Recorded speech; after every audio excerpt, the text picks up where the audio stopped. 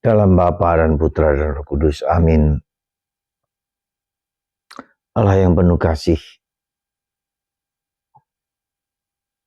Engkau menyadarkan kami segala keburukan, kejahatan, segala nestapa, perang, pembunuhan, seringkali karena karya iblis. Kejahatan yang berasal dari iblis yang sungguh mencekam dan seringkali menggoda manusia untuk mengikutinya. Bantu kami dengan Roh Kudus-Mu ya Bapa. Demi Kristus Tuhan dan pengantara kami. Amin. Seorang eksorsis dan rihil pernah berkata bahwa situasi zaman ini adalah situasi devilis, di mana kejahatan, di mana ketidakbaikan begitu mencekam, begitu sadis. Dia sendiri mengalami tindakan dan perbuatan yang devilis. Yaitu apa? Ketika dia masih kecil, dia terjadi pelecehan seksual, bahkan oleh seorang yang sebetulnya tidak layak, seorang pemimpin agama.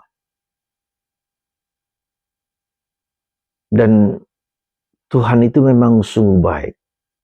Lewat Bunda Maria, setelah dia menjadi seorang bankir terkenal di New York, dia ditobatkan ketika dia mengunjungi Medjugorje, penampakan Bunda Maria di Yugoslavia.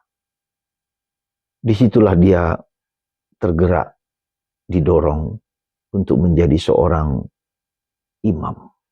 Anda bayangkan bagaimana dia bisa mengatasi problem pelecehan seksual dan dia menjadi seorang imam.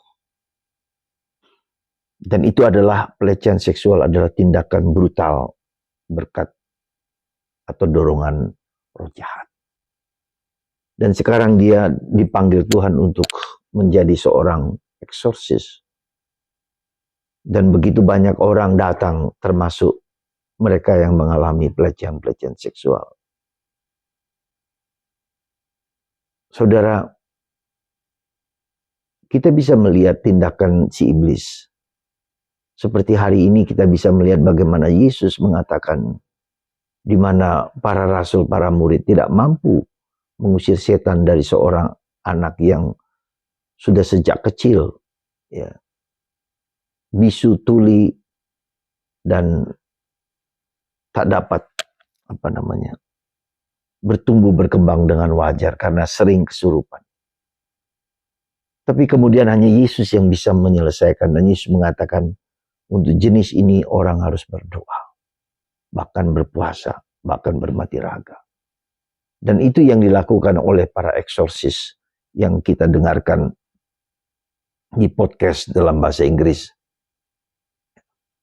Sehingga mereka mengungkapkan beberapa tokoh eksorsis yang diwawancarai. Ya, dan mereka harus bisa atau menolong banyak orang yang sungguh-sungguh dikuasai oleh iblis. Dan sangat dibutuhkan di zaman ini. Anda bisa melihat bagaimana 60-an orang Kristen di Kongo dipenggal kepalanya. Baik itu anak-anak maupun dewasa maupun wanita dan seterusnya. 60-an dipenggal kepala oleh kelompok teroris. Anda bisa bayangkan tindakan iblis yang mengerikan itu. Ya, jadi kita bisa melihat juga misalnya apa yang terjadi dengan 7 Oktober 2023 yang lalu, di mana ribuan orang Yahudi sebagian dibunuh, sebagian di penjara, sebagian lagi diperlakukan yang tidak adil, bahkan sandera bayi 9 tahun dan 7 bulan juga dibunuh. Dan mengerikan, jadi bangsa Israel merasa sungguh mengerikan, anak kecil diperlakukan dengan kejam. Itulah tindakan devilis, iblis yang mempengaruhi pikiran hati manusia, yang bertindak dengan kejam, ya, dengan tidak karuan.